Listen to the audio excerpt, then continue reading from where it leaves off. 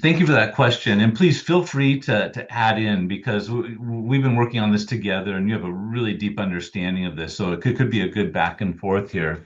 But, as we've talked about in many contexts, dual tasking is different than multitasking. I think that's a good way to begin. Multitasking is usually doing two cognitive activities at the same time, which we can't do. Where we're probably doing alternating attention, alternating or task, alternating our attention between the tasks.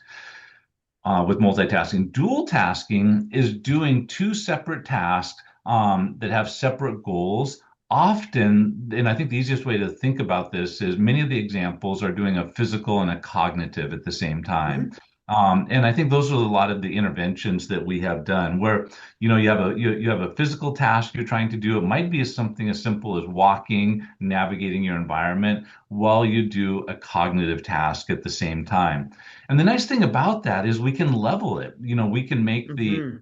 the physical task more challenging. We can make the cognitive task more challenging. And the nice thing about this is that we can measure it. We can see how much does your performance decrease when you do two Mhm. tasks compared to do them doing individually. We call that the dual task cost. A really nice metric to see how we're doing in a lot of different contexts. We've been talking about, aging a lot here, but dual tasking has been shown to be effective in children, been shown to be effective for athletes, tactical warriors, and also older adults.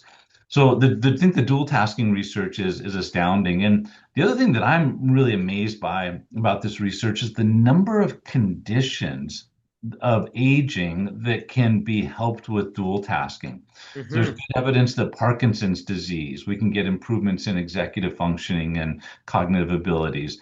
After a stroke, some great research there. It's also really effective in mild cognitive impairment, really effective there. Maybe one Mhm. of the most effective interventions that we see in the literature is dual tasking for mild cognitive impairment. We also see that it's useful in testing.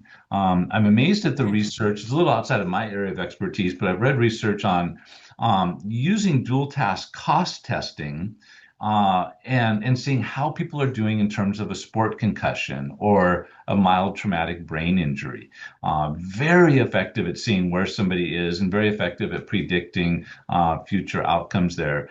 So that's been exciting. And now there's enough research behind this and enough attention that we're getting to the point where some of these dual task interventions are available to the end Mhm. user.